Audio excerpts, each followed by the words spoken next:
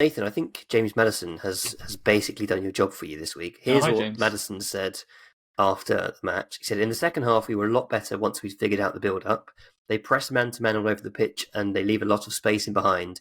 But if you can't get the half a yard from the man who's on the ball to play the pass with quality, then you can struggle. I think we found that early on."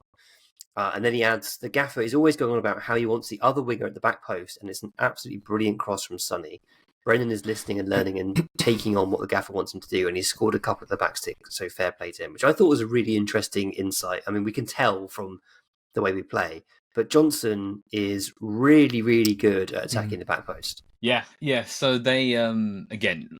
So there's kind of been this trade of ideas between Brighton and Man City and how to play us, right? Because we played City first. They set up in a diamond. They man marked our number 6 and our fullbacks with their midfield. And then in that game, we changed to a 4-2-3-1, allowed us to have 2 midfielders against their attacking midfielder in early possession. And that caused problems. And then Brighton went one step more extreme, and they used a midfielder to track our number 8 coming towards the ball.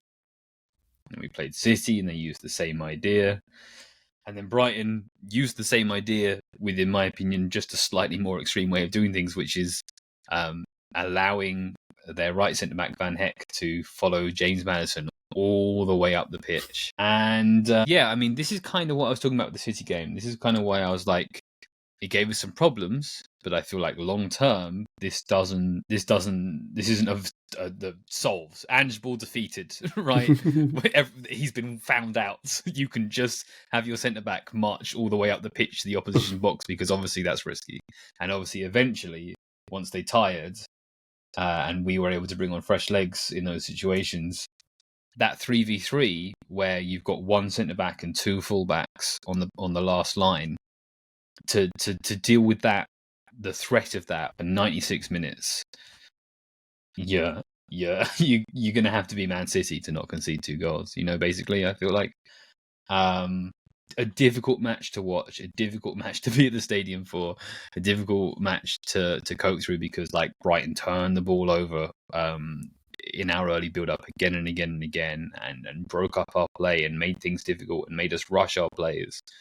Suffocated us in the same way that City did. But those breakthroughs were always like, even if the winner didn't come through, I would still be saying like it was risky, it was scary. Like, we could have done that, and then actually we did.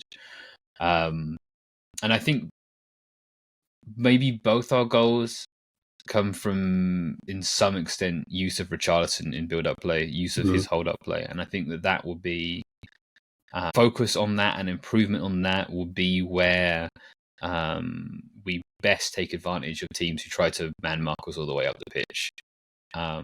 Because like when we played City, he had Ruben Diaz on his back and he was physically dominated by Ruben Diaz.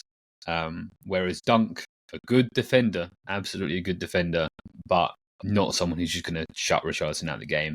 And it is that use of Richarlison right at the end of the game, right at the death, that draws both centre-backs toward him, allows space for Maddison, and allows room for Son to use his fresh legs into. Running the back post is always going to be worth goals. It's actually a difficult finish because of the way the ball is bobbling, so fair play to him. That's something that he's always going to offer. That's kind of what he's in the squad for. I've sort of walked myself into a kind of a Roy Keane, that's his job, that's what he's meant to do kind of situation, which wasn't how I meant to go into that situation, but that's what he does well, that's what he offers us.